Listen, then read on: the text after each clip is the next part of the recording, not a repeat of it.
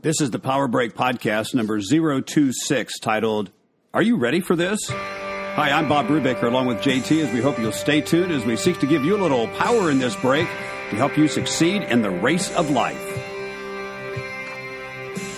This is the Power Break Podcast with a focus on the spiritual, the mental, and the physical aspects, all to help you succeed in the race of life. For show notes from today's podcast, go to bobbrubaker.com and follow the link for the Power Break Podcast. What's going on, dude? Well, dude, there you go. Dude. That's how we're starting today. It's one of those days, man. It's one of those days. I think both of us had the cleaning projects for today before we record, and I was cleaning my bicycle. You were cleaning your truck. Let's be more specific. The back of my truck where my children dwell. I was not ready for that. I would suspect there would be a few donut crumbs back there. Perhaps. Yes. Some things that were not identified, I just threw out. Hey, I want to encourage everyone to, JT and I have produced this Power Break podcast. We also have a second podcast that goes out every week with different interviews, and always enjoy hearing people's story of perseverance. Yeah. And we'd like to include those. So be sure to check out the other podcasts every week. Usually place them out on, publish them on Thursdays, but keep in mind we have two Power Break podcasts every week, one with JT and me, and we try to go through what is happening as far as taking off on one of the Power Break blogs, and then an interview podcast. And I love to interview people, number one. Number two, everybody has a story of perseverance, and I like to bring it out because when you hear about others who are persevering in life, it encourages you to continue on. So I had some very interesting people recently, and I have some other people lined up. And so hope you'll stay tuned for those and check it out, the interview podcast from the Power Break podcast every week. So, JT, I've got a question for you as we begin today. As a police officer, how do you find readiness or preparedness? Well, it's really my job. One of my old bosses used to say all the time, he said, about 50% of being a police officer is being there and being ready. Oh, that's good. And I think that's true, for sure. Automatically when I think of preparedness, I think about the hurricanes and being ready for hurricane season for us because, we end up living at the lovely Largo Police Department, which isn't exactly designed to support a bunch of stinky people sleeping there. By the way, for those of you that are listening to the podcast that are not living in Florida, we live in Florida where there are hurricanes. There are hurricanes, yes. And we are in the hurricane season at this present time. We are, for sure. Yeah. So be prepared, folks. That's a public service announcement brought to you by the Power Break Podcast. That's it. Make sure that you have 3 pairs of underwear, people. You don't want to be stuck with dirty underwear. I think there was something about water and medicine. Oh, yeah, you want to make sure you have that. But yeah, I always laugh because every year we get the same email. 3 pairs of uniforms, 3 pairs of boots, 3 pairs of underwears. Oh, for when you're for when we get called back. Yeah, when you have to camp out there at the station. Yeah, for sure. Yeah, but the other side of that though, which is a true blessing, is we have a generator. So at least we have air conditioning, which if you're not from Florida, that's the real bummer after a hurricane goes through. We always lose power, and we always end up just waiting and praying for the power to come back on so we can get air conditioning going because, man, it gets really heavy and stagnant and really humid really quick. Oh, it sure does. I remember we lived on the other side of Orlando after Charlie, and there's 3 hurricanes. We lost power on every one of them. Jan and I learned to make oatmeal without cooking it. Was it a little chewy? It was. It actually turned out to be pretty good. We called it hurricane oatmeal. So how does a minister look at the word readiness and preparedness? How do you look at that? Well, first of all, the preparedness is you don't just walk in to worship God on Sunday. You prepare, and I try to encourage our people to prepare, and we talk about that a lot because both of us are involved in ministry, so you prepare yourself, but it's encouraging when other people are preparing to come to worship God. Yeah. And that's all of life really, is preparing for the end time when we all stand before God in judgment and we prepare for that day. So as the book of Amos says, the prophet Amos says, prepare to meet your God. Yeah. And anyway, are you ready? So we all are on standby for readiness or for preparedness, and we work on readiness in a variety of areas of life. But how about readiness when it comes to receiving that for which we have been praying? What if God answered our prayers with a voice from heaven that says, are you ready for this? Ooh, man. Yeah, I definitely think we need to talk more about that and what's new. Are you ready for this? So many times, I think my grandmother used to say, be careful what you ask for because you just might get it. And oftentimes I've reflected on that, and it really comes down to, are you ready for what it is that you want? Because oftentimes, I will tell you my walk as a Christian, that was it. I prayed that, I would, that Christ would come into my heart and that I would actually turn to him and he would be my personal savior. Well, what comes with that is responsibility and obligation. And that's the part that people don't like, but that's the fulfilling part, right? Because as you turn towards Christ and you start to actually work for his kingdom and not yours, you become a deacon at your church. You become a member of the worship team. You start to your prayers start to be about other people and how you can help them, which is physically more work for you and more time that you have to dedicate. While that is the rewarding part, that is the awesome part, and a lot of people aren't ready for that part. Yeah, that's exactly right. Something about Jesus said the greatest commandment is to love the Lord your God with all of your heart, soul, mind, and strength, to love your neighbors yourself. Comes back to that. Well, Are You Ready for This was my weekly blog on a recent Power Break blog on my website, bobbrubaker.com, and it's also that we send it out each week via email. If you go to my website, bobbrubaker.com, and you can sign up for the weekly Power Break blog. Anyway, sometimes we ask God to bless us, and we believe that God will bless us, but are we ready for him to bless us? That's the question. What if God really did bless you with more finances, a better job, or more people in your church, or children, or whatever you've been asking God for something to provide for you? Are you prepared to handle God's blessing? Sometimes the readiness, we might look in the Old Testament in the book of 2 Kings chapter 4, when Elisha the prophet went to this woman. It says a wife of one of the sons of the prophets cried to Elisha one day and said, your servant, my husband, is dead, and you know that my servant feared the Lord, but the creditor has come to take my 2 children to be his slaves. And Elisha said to her, what shall I do for you? Tell me, what have you in your house? And she said, well, your servant has nothing in the house except a jar of oil. Then he said, go outside and borrow vessels from your neighbors, empty vessels, and not a few. Then go in and shut the door behind you and your sons and pour into all those vessels. And when one is full, set it aside. So she went from him and shut the door behind herself and her sons, and she poured. They brought the vessels to her. She poured it in. And when the vessels were full, she said to her son, bring me another vessel. And he said to her, there is not another. Then the oil stopped flowing. And she came and told the man of God, and he said, go and sell the oil and pay your debts, and you and your sons can live on the rest. Notice how Elisha said to her, go and ask for empty jars from your neighbors, and added that, not a few. Not a few. Be prepared. Yeah. Be prepared. So what have you asked God for lately? That is a question I've put on the Power Break blog. Have you a dream list of things you begin with? Wouldn't it be great for God to do this? Well, what if he did? Are you ready for it? Could you handle it? Would you run out of jars because you weren't really ready for him to exceed your expectations? God tells us to prepare, and he means it. Listen to these words in Isaiah chapter 54, when he says, enlarge the place of your tent and let the curtains of your habitations be stretched out, and do not hold back. Lengthen the cords and strengthen the stakes. That sounds like you need to be prepared for a blessing, right? Yeah. Now, another way to be prepared is to be faithful with what he has already provided. That's when he says in Luke chapter 16, one who is faithful in the very little is also faithful in much, and one who is dishonest in very little will be dishonest in much. If you have not been faithful in unrighteous wealth, who will entrust to you true riches? And if you have not been faithful in that which is another's, who will give you that which is your own? No servant can serve two masters. He will hate the one and love the other, or else he will be devoted to one and despise the other. You cannot serve God and money.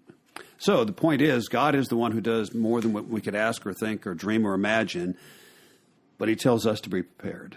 Yeah. And if we ask in faith, we'll be prepared. Yeah, for sure. And, be a rock star with what you have, even though it's a little bit, right? I mean, that's really the other part of it. A lot of times we look at ourselves and say, who am I? I can't have an effect on that. But I think you would be absolutely amazed at the effect that you have at people around you, even if it's something small, even if you've been given something small to share with others by God, whatever your talent is, whatever your treasure is, even if it's small, you can have a humongous influence on those around you just by being faithful with what was given to you. Being right? faithful and being grateful. Yeah. And that leads to even greater blessings. But the whole point is that when we ask for something, the way that we show that we believe that God will answer our prayers is by being prepared to receive it, making the preparations to receive that blessing. Well, check it out. It's called Are You Ready for This? It is the article at bobbrubaker.com. Check it out along with other things at the website, and that is the Power Break blog. Are you ready? I love it. I just wanted You've to been say, waiting I've to been do wanting that. to say that the whole Power Break. All right. So what else is going on, Bob? Anything going on? Well, before we go into our questions this week, I wanted to talk about my book, God's Power Line of Prayer. Power Line of Prayer. I did a series on prayer one time here at Christ Community Presbyterian Church. I put the messages into a book form, and the Power Line is a directing from God. God leads us to pray, God helps us to pray, and God answers our prayers. It's like joining in on the work of the Father, the Son, and the Holy Spirit in our lives, bringing about God's sovereign will in our lives. And so when you step in to be a participant in prayer, it's more than just saying your prayers. It is actually stepping into God's power line. We have some big power lines around us, and they're changing some things, and they're running these humongous power lines. I was going to say, they got some new poles that they're putting up. So exciting. And I couldn't help but think about this book when I was watching that the other day as I was riding my bicycle by there. But God's power line is you are jumping in to participate with the flow of God flowing in you and through you back to Him, and He answers those prayers. So we encourage you to check it out. It's God's Power Line of Prayer. The books are on my website, bobbrubaker.com, along with the sermon links to the sermons that I preach here at Christ Community Presbyterian Church. Check it out at bobbrubaker.com. All right, so here we go. It's time for What About This? That is the time on this show that we go over some questions and answers. Feel free to submit your questions by email to bob@bobbrubaker.com. And don't forget to add in there that you want a JT at bobbrubaker.com. And we'll get to answering those on an upcoming Power Break podcast. I need to talk to my web man. Yes, your webman, who is probably you. No? No. Oh, you have a webman? All right, folks, I need to know, and you need to send this in at bobbrubaker.com. Does that mean that you finally arrived when you have a webman?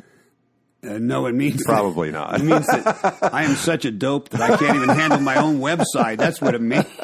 And so, not me, man. That's a symbol of excellence for me. You have a webman. You're too busy. No, yeah, that's right. No, it's a matter of yes, it's a matter of priorities of not being able to learn the things. Yeah. I'm not really good at technical things, and so. My friend Eric is the one who handles things for me, and so I talked to him about that. Nice. All right, Eric. I expect big things, buddy. All right. You want your picture on the website, too? No, I don't, because I have a face for radio. We've already discussed that. All right. So, question number 1. Are you ready? Oh, man. It's going to be... All right, I promise it's the last one. All right. So... Everybody just broke their speakers in their car. Yeah, I know, because I have such an awful voice. All right. So we already discussed on the power break the whole are you ready for what God's going to give you. So tell us how we can prepare ourselves to receive what God actually gives us. Okay, here's an illustration from Psalm 81. The Lord says to his people, I'm the Lord your God who brought you out of the land of Egypt. Open your mouth wide and I will fill it. My people did not listen to my voice and Israel would not submit to me. So it's interesting. So submitting to God means like you're like a little bird in the nest when mother brings that worm or whatever, that food back, and they open their mouths to about 180 degrees. And that means we approach God that same way. If we're going to be prepared to receive a blessing, we need to believe that he'll provide for us. He is the one who brings that about. And so we open our mouths wide and we submit to him. 1 Peter says we humble ourselves under the mighty hand of God. At the proper time, he will exalt you. And how do you do that? Well, casting all of your cares or anxieties on him because he cares for you. Remember the story of the parables when Jesus said that there was the parables of the talent. When Yes. Jesus said there was 5 talents and 10 talents, 5 talents, and 1 talent. And the one who had received 5 went out. It was 5, 2, and 1. So 5 talents. He went out and received 5 more talents. Mm-hmm. And one had 2, went out and received 2 more talents, and one had 1, just buried it. Right, didn't use it. So that's one way.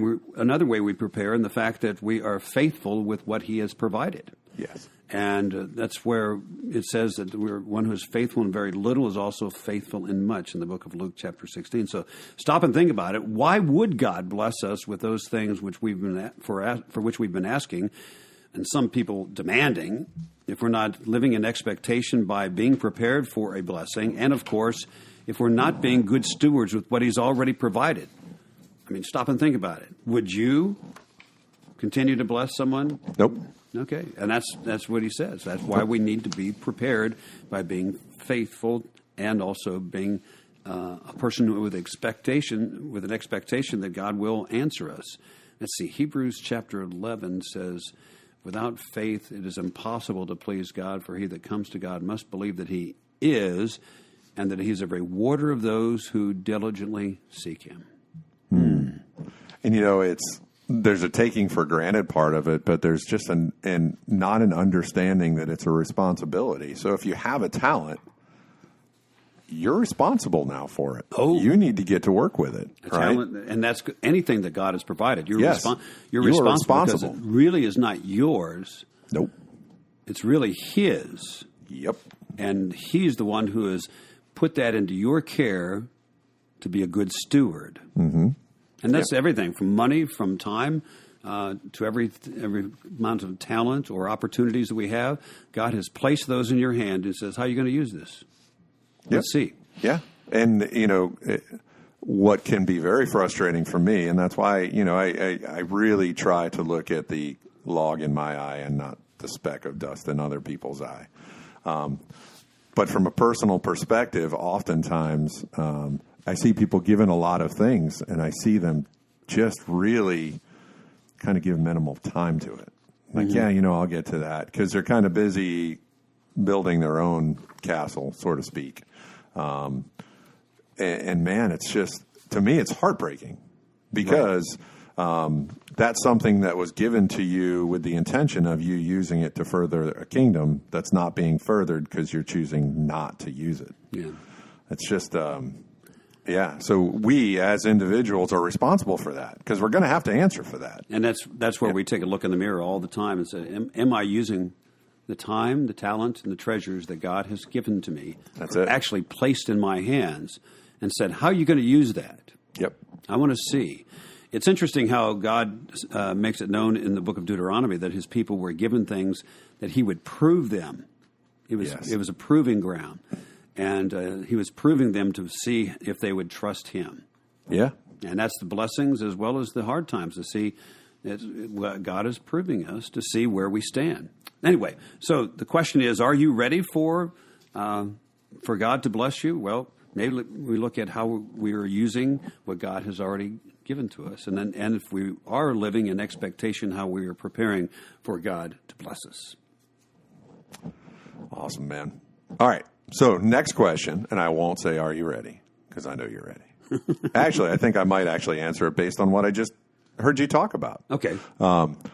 So in regard to the mental standpoint, I'm thinking you need to make preparations by being humble, right? Yeah. And asking God literally for what it is that you want. And then making preparations for his answer, no matter what the answer is.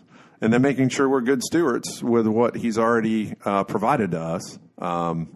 And bring our minds to a place of faith, like you just talked about, right? Yeah, that's precisely. That's right. Yeah. It says in the book of 2 Corinthians that we destroy every argument by bringing every lofty opinion raised against the kingdom of God, to take every thought captive to the obedience of Christ.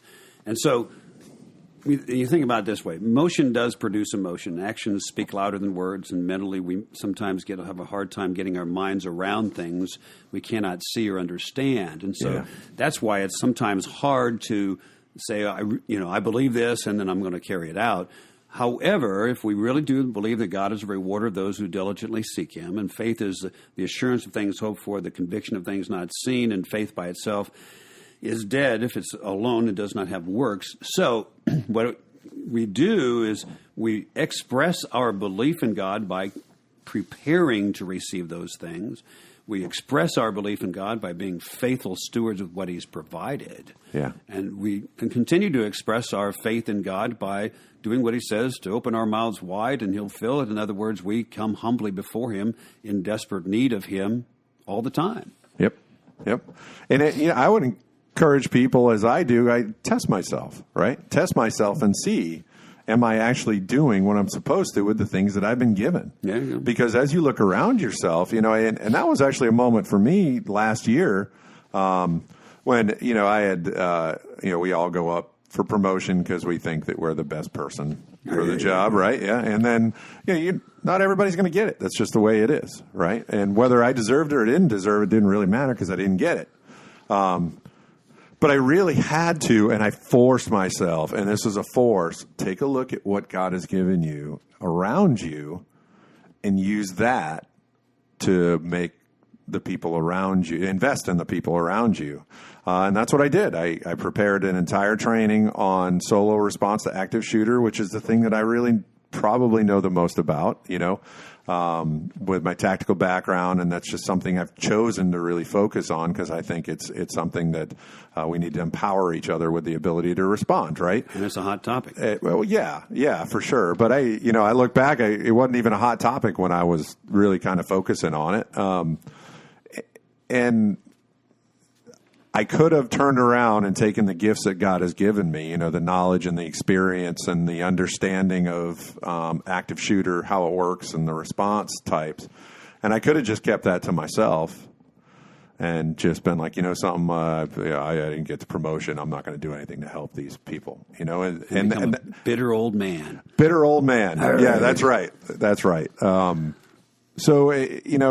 I would encourage people, what is it that you actually have? You may not be getting what you think you want, but what is it that you actually have?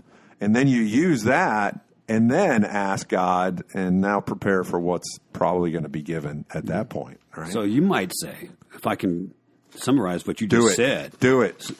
You might say that one of the ways we are prepared for further blessing is to be grateful. Be grateful for what he has done. And express that gratitude in not only verbally to him, but also in the way that we show it, in the way that we use what he has provided. Yes, absolutely. And voila. Yes, and do it with a cheerful heart. There you go. Yeah. Gratitude. Yeah. Gratitude. Well. All right. I think it is time to turn to the physical aspect of life. So, what are your thoughts on resistance training? I think we just kind of went around and just said, something, let's just focus on something a little bit different. Let's resistance training. Everybody's talking about that today.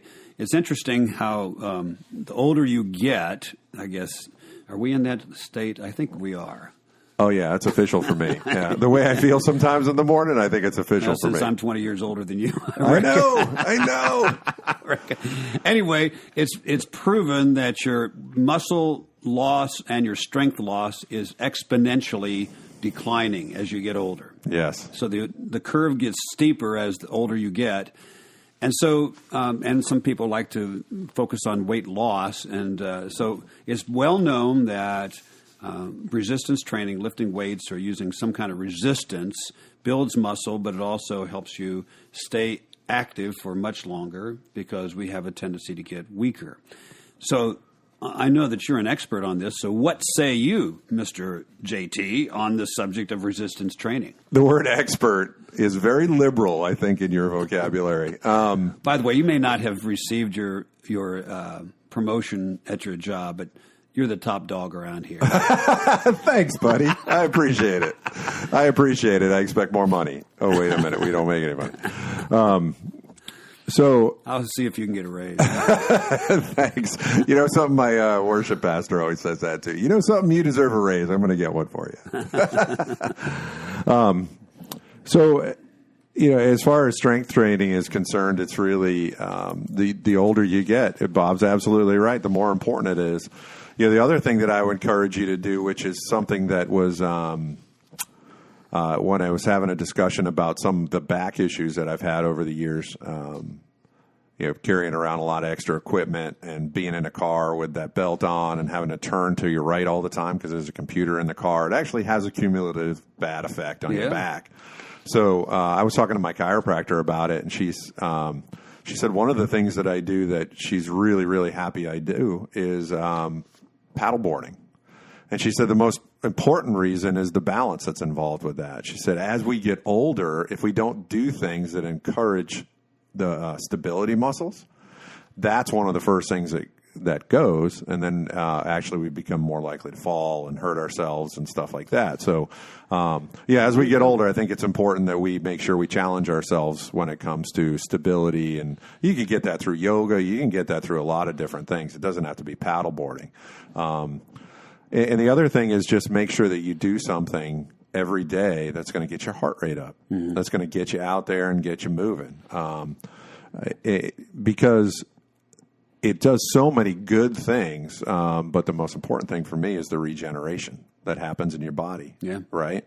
The constant building and breaking down and constantly basically you're refreshing yourself every time you go out and work out, even though it's painful. I watch my kids. We went to a 1 mile run competition. St. Pete Running Company was having it. That's down here in St. Pete, Florida. And I ran with my kids because that was really what I wanted to do. I didn't feel like, you know, the competition part of it. And I just laughed as my kids who are, I mean, they're fresh, right? I mean, they're 7 and 9. As they're painfully making their way through a mile, you know, and complaining about it and all this stuff. And I'm just like, just like, I got to stop. I'm like, don't stop. I'm telling you, don't get used to the stopping, because once you get used to the stopping, you'll be a stopper your whole life. So anyway, we were going through this whole thing, and then I made them stay to watch the Masters race. And this kid just graduated from high school. He ran a 4:45 mile. Whoa. That's smoking. I mean, smoking. And they saw that, and guess who's been running ever since? There you go. They were motivated by it, right? Yeah. But so important. I think I kind of went on a little bit of a tangent. That's all right. This is the Power Break podcast, and we were the JT Flake Fest is probably more accurate. He's flaked out again. Well, folks, check out the show notes of today's podcast at bobbrubaker.com. Click on the Power Break podcast. Today's show is number 026. And make sure that you submit your questions by email to bob@bobbrubaker.com and listen for Bob's answers on an upcoming Power Break podcast. Well, the Power Break podcast, of course, is brought to you by the bobbrubaker.com and what we have on there. And we'd encourage you to check out our array of books on the bobbrubaker.com website. And one of the books is, I'd like to just mention briefly, is The Power of Gratitude. The power of gratitude, of course, is based on the fact that the most powerful emotion that you can have in life is the attitude of gratitude. And you have gratitude in life, you can go many places. It's good for your health. It's good for your mental thing. Matter of fact, it helps you accomplish things. And I just read a study recently that says you actually sleep better when you're filled with gratitude. Anyway, check out the book. It's called The Power of Gratitude. You'll find it at bobbrubaker.com.